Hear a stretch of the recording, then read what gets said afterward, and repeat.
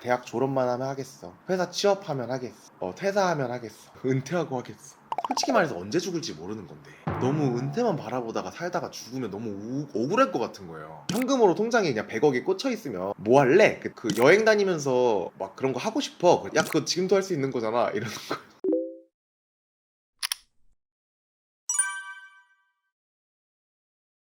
이번 달 책 나는 4시간만 일한다. 그 팀 페리스 들어보신 분, 자기 개발 좋아하시는 분들이라면은 한 번쯤 들어봤을 이름이죠. 타이탄의 도구들. 예, 그걸로 한국에서 굉장히 많이 알려져 있고, 제가 지난달에 강연을 2개 정도 했거든요. 한 번 갈 때마다 일주일에 40시간 일하고 받는 월급 정도를 받아요. 저는 일을 안 해도 들어오는 수익 파이프라인이 여러 개 있어요. 뭐 온라인 클래스 수익이나 뭐 인쇄 광고나 아니면 뭐 이런 유튜브 같은 것도 그게 이제 매달 이제 달러로 이제 구글에서 저는 월급을 받습니다. 제가 그 올해부터 결심한 게 있는데 일을 줄이자예요. 그래서 일을 줄여서 최대한 여행을 많이 가고 좋은 인연도 많이 만들고 운동도 열심히 하고 좀 더 많이 배우자 이 생각 갖고 있어가지고 올해 제가 3월에 파리를 놀러 갔다 왔잖아요.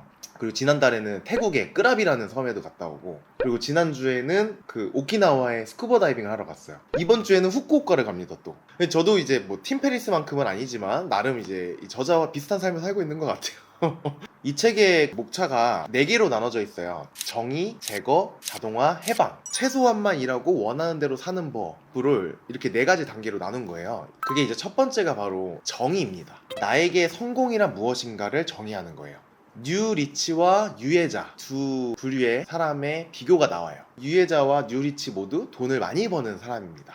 이 둘의 차이점은 뭐냐면, 유해자는 은퇴 날까지 자기를 막 갈아 넣어서 일을 한 다음에 끝에 큰 돈을 벌어서 나중에 행복을 누리는 사람이에요. 근데 보통 그렇게 생각하지 않나요? 우리 이만큼 노후 대비하려면 이 정도의 거리가 있어야 되고 그때부터 나 이렇게 쉴 거야, 이런 게 이제 유해자고, 두 번째 뉴 리치는 행복기와 모험기를 인생 전반에 걸쳐서 고르게 배치하고 은퇴가 목표가 아니라 나를 흥분시키는 일을 하는 게 목표란 걸 아는 사람이라고 정의를 해요. 또 막 그런 얘기 하세요. 이런 사업하면 진짜 대박 나는데 이것 좀 해봐요, 이거 돈 잘 돼요, 막 이런 걸 저한테 막 추천을 해주세요. 그게 사실 그렇게 귀에 잘 안 들어온 이유가 그게 제가 하고 싶은 일이 아니잖아요. 그게 제가 설레는 일은 아니거든요. 그래서 그게 그렇게 귀에 잘 안 들어오더라고요. 그리고 저는 막 제가 별로 하고 싶지도 않은 일을 막 갈아 넣으면서까지 막 큰 돈을 벌고 싶은 생각은 없거든요. 지금 삶에 너무 만족을 해가지고. 그래서 32페이지에 이런 말이 나와요. 당신이 인생에서 통제할 수 있는 W의 개수에 따라 돈은 실질적인 가치 면에서 몇 배로 늘어날 수 있다. 무엇을 하고, 언제 하고, 어디에서 하고, 누구와 함께 하느냐에 따라서 말이다. 일주일에 80시간을 일하고 1년에 50만 달러를 버는 기업 금융 전문가는 그보다 4분의 1만큼 일하면서 4만 달러를 벌지만 언제 어디서 어떻게 살 것인가에서 완전히 자유로운 유리치 직장인보다 덜 센 사람이다. 그 돈을 이용해 누리는 라이프 스타일을 볼 때 후자가 가진 4만 달러가 전자의 50만 달러보다 더 가치 있을 수도 있기 때문이다. 사실 이걸 들으면은 무슨 소리야, 4만 달러보다 5만 달러가 훨씬 더 가치 있지, 이렇게 생각하실 수도 있는데 저는 이 말에 진짜 공감을 많이 했어요. 왜냐면 선택의 권리, 선택할 수 있는 능력이야말로 진정한 힘이다. 40시간이 풀타임인데 80시간 일한다는 거는 그냥 하루 종일 일한다는 거예요. 그럼 이 사람이 자기가 이 일을 더 발전시킬 수 있는 거에 생각할 여유가 있을까요? 뭘 새로운 거 배울 수가 있을까요? 그리고 이걸 계속 지속할 수 있을까요? 늙어서까지? 체력이 절대 안 될걸요? 그리고 스트레스 받아서 죽고 싶을 것 같아요. 80시간 일하면 아무리 5만 달러 벌어도 일주일에 4시간 일하고 1년에 4천만 원 버는 게 훨씬 큰 가치를 만들 수 있다고 생각해요. 그 시간에 더 많은 걸 배우고 누리고, 그리고 내가 이거를 더 유지할 수 있는 그 체력을 안배해서 더 행복하게 살아갈 것 같거든요. 그래서 진짜 중요한 것은 내가 무엇을 원하는지 정의하는 거죠. 63페이지에 보시면 당신이 물어야 할 것은 나는 무엇을 원하는가나 나의 목표는 무엇인가가 아니라 무엇이 나를 흥분시키는가 이다. 돈을 많이 벌면 그때 원하는 걸 하겠어. 대학 졸업만 하면 하겠어. 회사 취업하면 하겠어. 퇴사하면 하겠어. 은퇴하고 하겠어. 이런 거. 제가 올해 여행을 진짜 많이 하게 된 이유도 그거였어요. 사실 작년에 유럽을 이렇게 여행하는 거를 티켓을 끊어놓고 근데 갑자기 일정이 잡힌 거예요, 그거에. 근데 이 일을 하면 놓치는 그 금액이 너무 아까워서 갔다 와서 제가 격리를 해야 되는 거예요. 근데 그럼 그 일정을 제가 소화를 못 하는 거예요. 그래서 너무 아쉬운 마음을 뒤로하고 그걸 취소했거든요. 돈을 조금 더 벌었는데 그게 너무 후회가 되는 거예요. 그래서 올해 제가 3월에 그냥 바로 일정이고 뭐고 그냥 됐고 그냥 그래서 파리를 갔다 왔거든요. 제가 이 생각을 바꾸게 된 계기가 친구들이랑 이렇게 그냥 사적으로 대화를 하고 있는데 막 우리가 우스갯소리로 그런 얘기를 한 거예요. 현금으로 통장에 그냥 100억이 꽂혀 있으면 뭐 할래? 그랬더니 제가 그 여행 다니면서 막 그런 거 하고 싶어 그랬더니 듣던 친구가 야 그거 지금도 할 수 있는 거잖아 이러는 거예요. 그러네 지금도 할 수 있네 이런 생각 번쩍 들면서 내가 왜 이거를 그때 생각을 못했지? 그러면서 제가 오늘 진짜 시간만 나면 밖에 나가고 있거든요. 여기서 책이 나오더라고요. 나의 진로를 바로잡는 법이 비현실적이 되자 이렇게 써있더라고요. 갑자기 너 지금 당장 통장에 100억이 있어. 이게 되게 비현실적인 그 조건이잖아요. 근데 그거 할 때 너 지금 뭐 할 거야? 그러면은 내 마음에 있는 진짜 소리가 들리는 거죠. 내가 진짜 나를 흥분시킬 수 있는 게 뭔지. 근데 저기서 진짜 공감됐던 게 그러니까 백만장자처럼 산다는 것은 흥미있는 일을 하는 것이지 단지 남들이 부러워하는 것을 소유하는 게 아니다. 단지 이게 남들이 부러워하는 삶을 살려고 우리 보통 그런 생각을 많이 한다는 거죠. 근데 진짜 백만장자가 되면은 사실 남한테 잘 보이려고 막 그렇게 행동 안 하거든요. 내가 뭘 입었는지, 내가 어디를 갔는지 막 굳이 이렇게 막 자랑하지 않는다는 거죠. 그러니까 어쩌면은 내가 하고 싶어하는 그런 것들이 어쩌면 내 마음의 소리를 듣는 게 아니라 다른 사람이 멋있어하는 거에 내가 맞춰서 내가 목표를 설정하고 있는 건 아닌지 그거를 점검해보라는 뜻인 것 같아요. 그래서 챕터 2로 넘어가는데 챕터 2는 제거입니다. 여기서는 그 직장에서 시간 관리가 얼마나 쓸모없는지를 이제 첫 장부터 얘기해요. 시간 관리는 이제 그만. 이게 이제 제목인데 당신이 과거보다 2배의 성과를 올린다고 해도 동료들이 일하는 시간의 4분의 1만큼만 일한다면 해고될 가능성이 높다. 심지어 당신이 일주일에 10시간 일하면서 40시간 일하는 사람보다 2배의 성과를 올린다고 하더라도 회사는 당신에게 일주일에 40시간을 채워서 일하고 8배의 성과를 내라고 요구할 것이다. 이거 되게 공감하지 않아요? 회사에서 막 내가 성과를 내가지고 일을 막 빨리 끝냈어. 되게 빨리 하네? 그럼 이거 좀 더 해요. 이렇게 된단 말이죠. 회사는 그냥 이 8시간을 딱 채워가지고 효율적으로 일하길 바라니까. 그래서 사실은 내가 이 사무실에 붙잡혀 있다면, 이 직장에 붙잡혀 있다면 여기 안에서 사실 시간 관리하는 게 큰 의미가 없다는 거죠. 회사 다니면서 퇴근 시간만 바라보면서 일한 적 다 있잖아요. 무엇을 하느냐가 어떻게 하느냐보다 훨씬 더 중요하다. 여전히 효율성도 중요하다. 하지만 적절한 일에 적용되지 않으면 소용없다. 팔레토의 법칙이 나와요. 80%의 결과는 20%의 원인으로 나온다. 80%의 결과는 20%의 노력과 시간으로부터 나온다. 80%의 회사 이익은 20%의 제품과 고객으로부터 나온다. 중요한 이 20%만 집중하면 된다는 거죠. 사실은 진짜 20%에서 80%의 수익이 나오거든요. 이거를 하면은 내가 어떤 일을 줄여나가는지 알 수 있다는 거예요. 그 다음이 파킨슨 법칙이 나오는데요. 그 마감 시간 임박했을 때 진짜 초인적인 힘으로 그 과제를 끝내지 않습니까? 우리 대학교 때 다 해봤잖아요. 지금도 하고 있지만 여기 89페이지에 아주 딱 정확히 이제 정해져 있는데 근무 시간을 줄이기 위해서 중요한 일로만 업무를 제한하라. 이때 이 80대 20 법칙을 사용하시면 되고 중요한 일로 업무를 제한하기 위해서는 근무 시간을 줄여라. 이거는 이제 파킨슨의 법칙인 거죠. 저는 그거 어차피 알아요. 나는 이때 다 임박해서 할 거다. 그리고 그 전까지는 크게 고민 안 합니다. 그것도 해야 되는데 거지 안 하고 어차피 나 그때 할 거니까. 그래서 저 그 초인적인 힘을 위해서 그 노는 시간을 갖죠. 쉬고 자고. 그래서 사실 오늘 밥 먹고 이거 스크립트 해야 되는데 너무 졸린 거예요. 잤어요. 아예 낮잠 자고 내가 분명히 할 수 있어. 이 법칙을 이해하면은 그렇게 할 수 있습니다.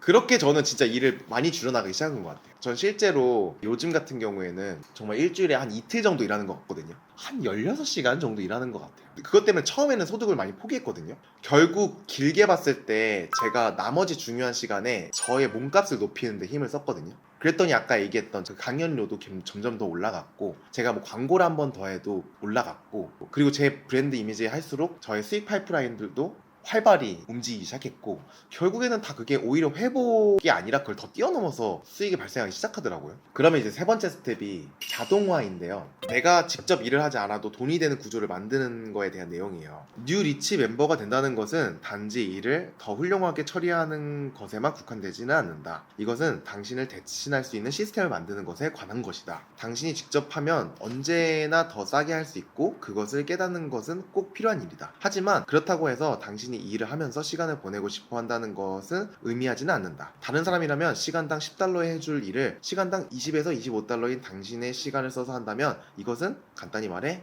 자원을 낭비하는 꼴이다. 예를 들면 내가 프리랜서일 때는 내가 일을 나눠줄 수 있지만 사실 내가 하는 게 제일 싸거든요. 근데 이제 내가 성장하고 내가 몸값이 높아짐에 따라서 적당히 내가 위임할 수 있는 일은 빠르게 연습을 해봐야 된다는 거죠. 이 사람도 그 위임을 하다가 실패한 것들이 있더라고요. 제대로 된 업무나 뭐 마감 기간을 정해주지 않아서 그것 때문에 오히려 돈을 더 쓰게 된 경우도 있고 막 그런 예시들이 나와요. 그런 거 참고하면서 실수들을 안 하면 좋을 것 같아요.